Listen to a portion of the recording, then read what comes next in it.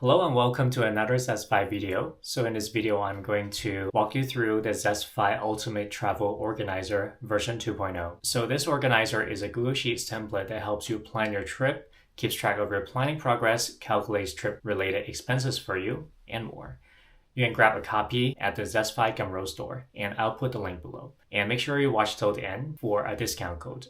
So here's the demo. Upon purchasing the template, you'll be given a link. Once you click on that link, you'll make a copy of the template onto your Google Drive. And once you open that link, you will see this welcome page. And there are a few steps that the template will guide you through in order to set up the template properly. So step one is to authorize app scripts.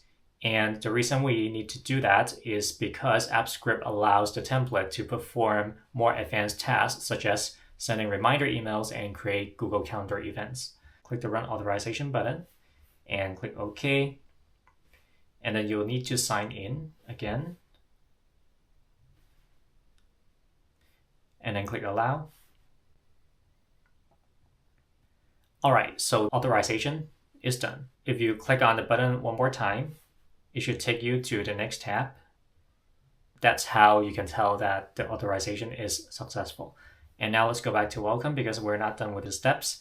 So step 2 is to connect backend data. So ZestFi has provided some data that this spreadsheet can run on. And if you're a new user, you'll need to perform this step. First of all, find the hamburger button at the bottom. And then you'll see a tab called Ref. So click on that. If all you see is a blank page, simply scroll over to cell A1 and then click Allow Access. And within a few seconds, you should be able to see that the sheet is populated with some data. And once you see that, you can simply hide the sheet by right-clicking on the ref and then click on Hide Sheets. All right, that part is done. Let's go back to the welcome page. Step 3 is to set up email notifications and Google Calendar events. In order to do that, let's go to the Extensions menu and then click on AppScript.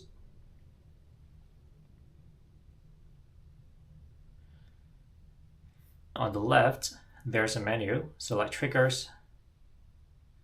And there are 2 triggers that we need to set up. First, click on the Add Trigger button at the bottom right. And then in the first drop-down menu, click on it, select On Edit. For event type, we're gonna select On Edit. Click Save. Give it a few seconds. So if your browser has a pop-up blocker, you should be able to allow it by going here and then click on Always Allow Pop-ups. And then click Save again. If it asks you to sign in again, then simply follow the steps. Click Allow. This time we should be good. All right. And then we're going to add another trigger. And this time we're going to choose the onEditCal function. For event type, we're going to select onEdit. And then click Save.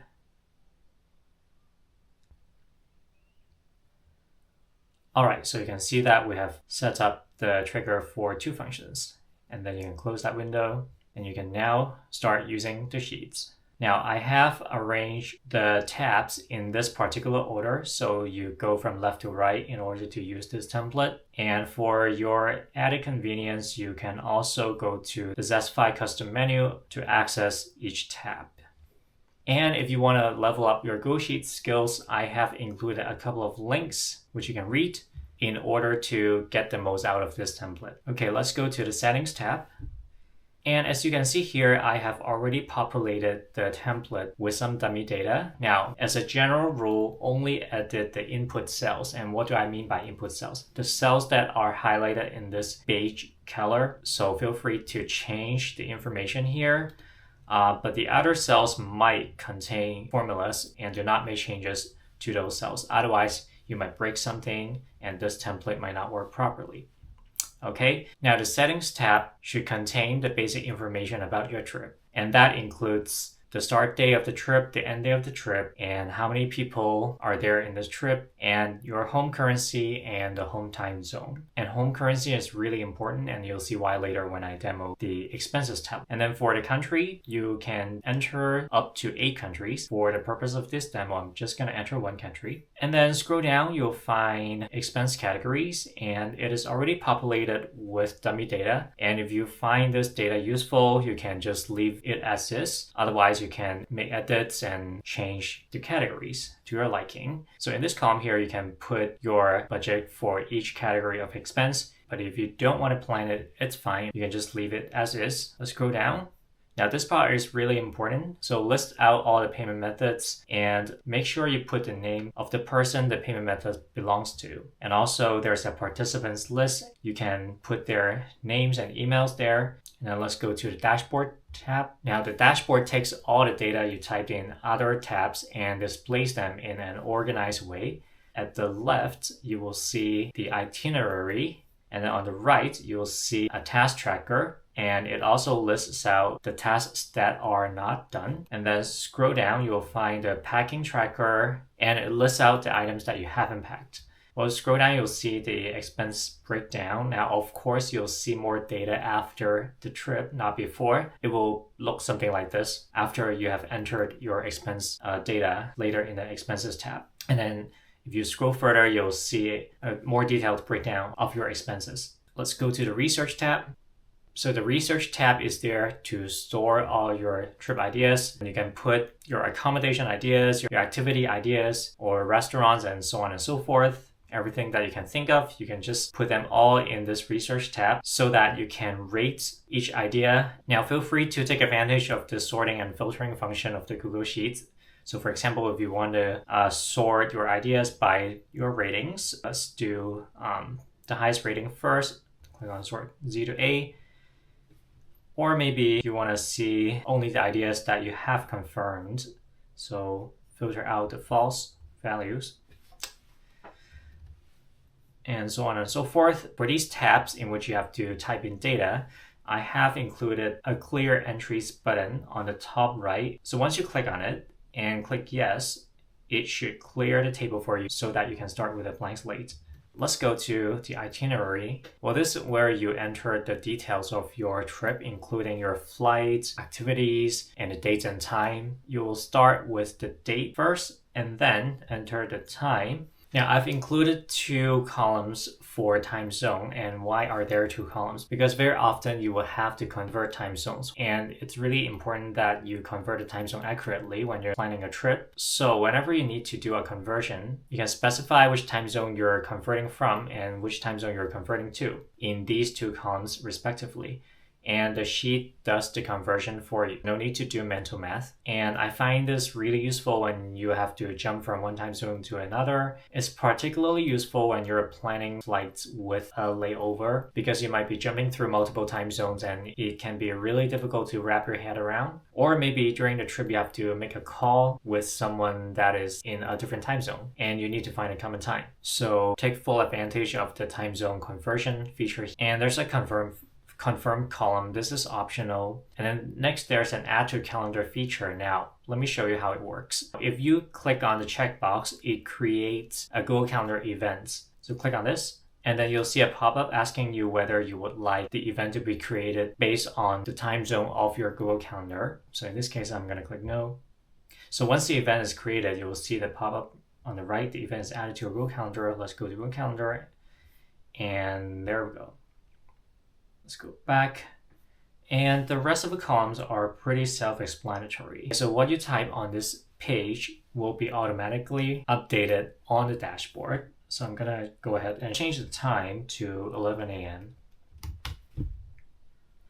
And then it should automatically update on your dashboard. All right, maybe let's change the remarks here. So Delta Airlines flight number 058. Yeah, there you go. And there's also a duration column. It calculates the duration of each event. So for example, how much time do you have before you have to leave a certain place, etc. You can use this column to ensure that you have enough time for your transit, because whenever you're planning a trip, it's very easy to forget to take into account the transit time. And yeah, really useful, especially if you're not a careful planner. And let's go to the task tab. Now, basically, it's a to-do list with some extra functions. You can add a deadline to every task and assign the task to a person. You can select the name of that person from the drop-down, and the drop-down is based on what you type in the settings page. And you can also categorize your tasks, customize the categories by going to the right here. Of course, feel free to keep the dummy data if you want to. It could save you some time. And you'll see that in this table, some rows are highlighted in red, and that's because the task is overdue. Now for the tasks that are completed, they are highlighted in brown. So there's a send email reminder column. So once you click on this checkbox, it sends a reminder to that person's email. So I've also added a packing list for your convenience. There's also a packing tracker. And finally, I would like to show you the expenses tab. So the expense log is basically where you record all of your expenses. You just need to specify the dates, put a description here, and select the payment method for that particular expense, and record the amount, and also assign a category to that expense item. Remember, on the settings page, you have entered the home currency. That currency is the default currency on this page, which means that unless specified, your entry will be considered priced in that home currency. But very often in traveling, you make transactions in a foreign currency. For those transactions, simply select or enter the 3-letter code of the foreign currency. And you see what's powerful about this sheet is that it will automatically fetch the exchange rate on the day of the transaction and convert the amount into your home currency. So with everything priced in the same currency, we can sum everything up and see how much we actually spend on this trip. If for any reason you want to use a different exchange rates, you can override it here. Alternatively, if you simply want to override the final amounts for that transaction, you can type in the amount here and the sheet will register it as such. And step 2 is optional in the sense that if you're splitting all expenses evenly amongst the group, then you can simply skip this step. If not, you can specify which items to split in a different way. Choose the person in the drop-down menu and specify the portion that person has to pay. Step 3 is to settle the debt. The amount each person owes or is owed is shown on this table, and the remaining balance shows the net amount. If it's a negative value, that means the person has paid more than he or she should, and now people owe them money. And if the number is positive, that means that person owes others money. Now, since more than 2 people are involved here, the best way to settle the debts among a big group such as this is to have someone be the central bank to collect all debts and distribute the correct amounts to those who are owed money. And once a person's debt is settled, you can check that off the list. If you want to get a closer look at the template, I recommend you check out this free demo which features an actual trip that I've taken. You also get a discount code if you purchase the ZestFi Ultimate Travel Organizer, and I'll link everything below. If you have any questions or comments, feel free to leave them below or email me at admin@zestfi.io. See you in the next one.